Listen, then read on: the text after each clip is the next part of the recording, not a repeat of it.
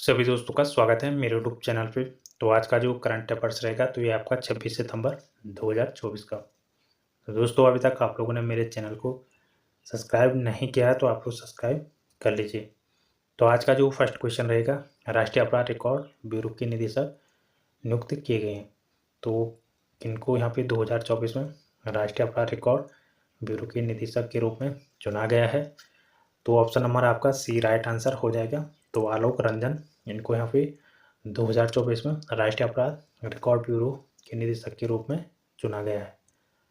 तो जो आपका नेशनल क्राइम रिकॉर्ड ब्यूरो है NCRB, तो इसकी जो स्थापना की जाती है 11 मार्च 1986 को। इसका मुख्यालय नई दिल्ली में स्थित है और इसका जो उद्देश्य है सूचना प्रौद्योगिकी के माध्यम से भारतीय पुलिस को सशक्त बनाना। तो इनको भी आप लोग नोट कर लीजिए। नेक्स्ट क्वेश्चन है, उत्तराखंड विशेष 2024 का खिताब जीतने वाले अंशु सती का संबंध। तो इनका संबंध किस जिले से है? तो ऑप्शन नंबर आपका बी राइट आंसर हो जाएगा। तो ये चमोली जिले से बिलोंग करती हैं। तो 2024 उत्तराखंड मिसेज का जो खिताब जीता है वो अंजू सती के द्वारा जीता गया है। तो ये क्वेश्चन इंपॉर्टेंट है, इसको आप लोग नोट कर लीजिए। तो ये आपका जो कॉन्टेस्ट हुआ था ये 22 सितंबर को दिल्ली की होटल में राज्य स्तरीय कॉन्टेस्ट आयोजित कराया गया था। तो इसमें महिला सशक्तिकरण के क्षेत्र में काम करने वाली जो संस्था है प्राइड ऑफ इंडिया, तो इनके द्वारा ये कॉन्टेस्ट आयोजित कराया गया था और इस कॉन्टेस्ट में देश भर के 25 प्रतिभागियों ने यहाँ पे शिरकत की थी, जिसमें उत्तराखंड के 5 प्रतिभागी शामिल हुए। और उत्तराखंड की जो कर्णप्रयाग नगर की देवतोली निवासी अंजू सती, तो इनके द्वारा मिसेज उत्तराखंड 2024 का खिताब जीता है।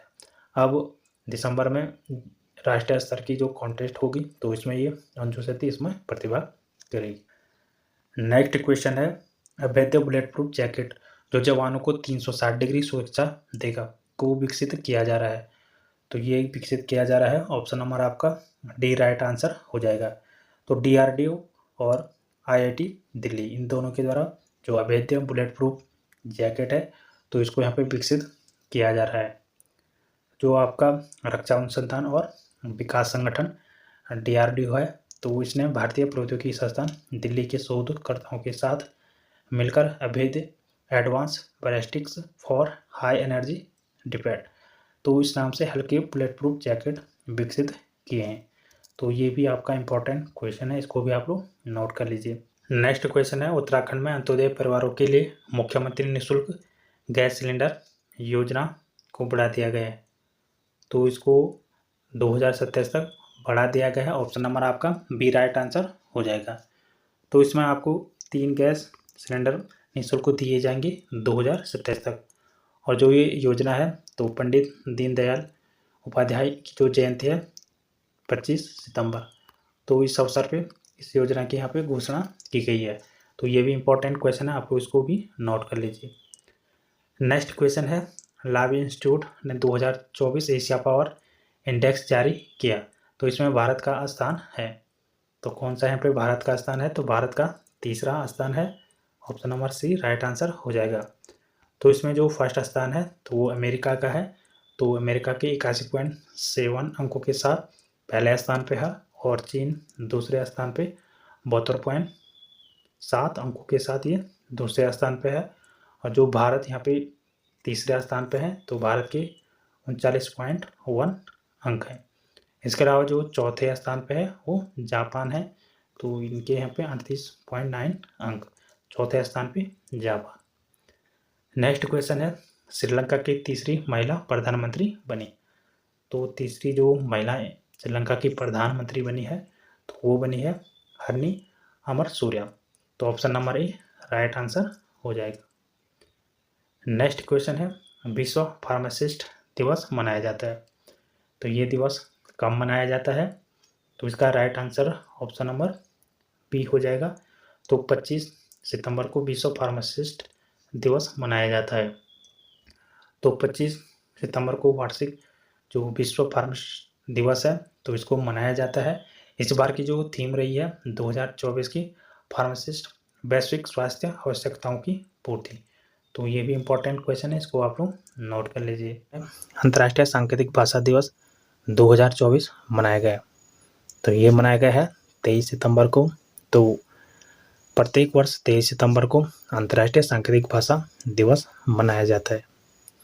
इसकी जो घोषणा की जाती है तो 2018 से जो अंतर्राष्ट्रीय सांकेतिक भाषा दिवस है वो मनाया जाता है, तो इसको भी आप लोग नोट कर लीजिए। तो हर साल 23 सितंबर को अंतर्राष्ट्रीय सांकेतिक भाषा दिवस मनाया जाता है, international day of sine language.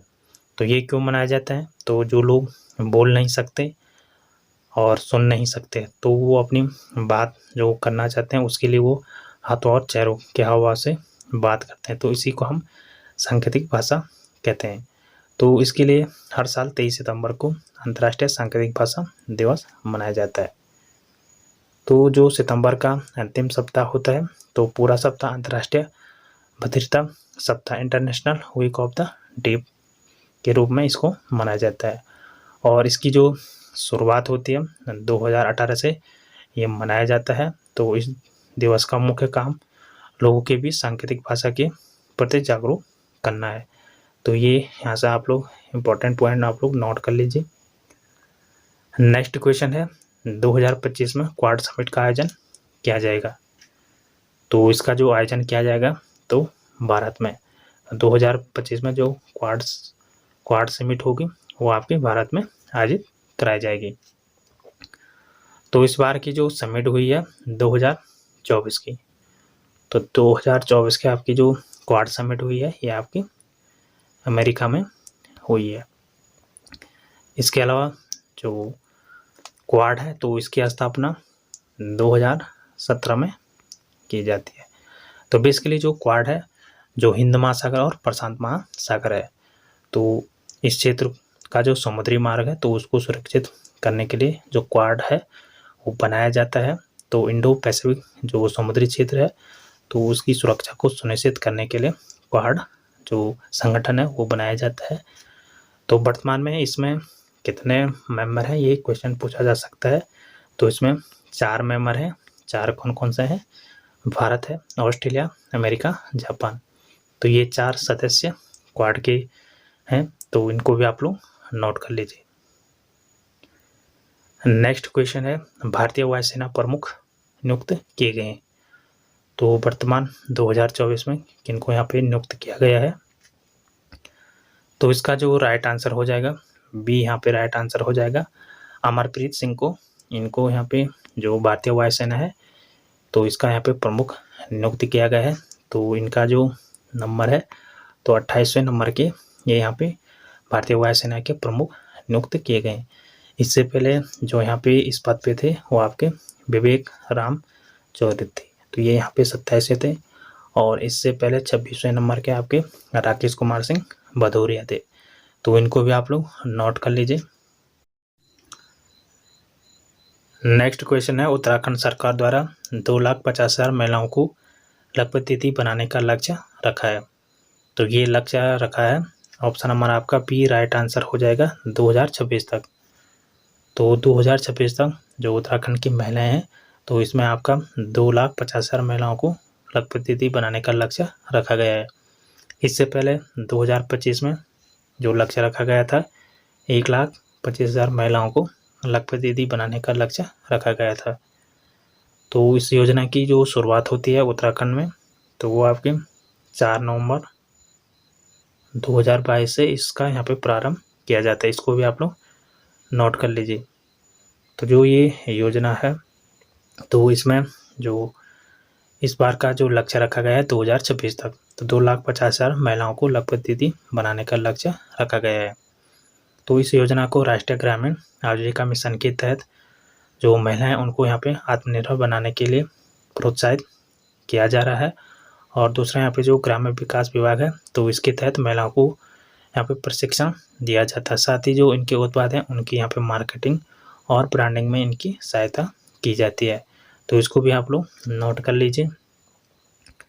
Next question है उत्तराखंड प्रीमियर लीग 2024 की विजेता टीम, तो कौन सी टीम यहाँ पे विजेता रही है उत्तराखंड प्रीमियर लीग की? तो ऑप्शन नंबर आपका बी, राइट आंसर हो जाएगा यूएस नगर इंडियंस। तो इसके द्वारा जो नैनीताल एससी पाइपर्स है तो इसको यहाँ पे हराकर 2024 का खिताब उधम सिंह नगर इंडियंस के द्वारा जीता गया है। तो इस बार जो उत्तराखंड प्रीमियर लीग हुआ है 2024, तो इसमें 5 टीमें थी, जिसमें से आपकी जो 5 टीम है इसमें आपका Nainital SC pipers, US Nagar Indians, Dehradun warriors, Haridwar spring एल्मास, इसके अलावा एक पिथौरागढ़ हरिकेन। तो ये 5 टीमें इस बार उत्तराखंड प्रीमियर लीग 2024 में इन्होंने यहाँ पे प्रतिभाग किया। तो उसको भी आप लोग नोट कर लीजिए यहाँ पे कितने टीमें थी, और इस बार का जो फाइनल मुकाबला था जो विजेता टीम थी वो आपकी यूएस नगर इंडियंस रही। तो इन सारे पॉइंटों को आप लोग नोट कर लीजिए। धन्यवाद।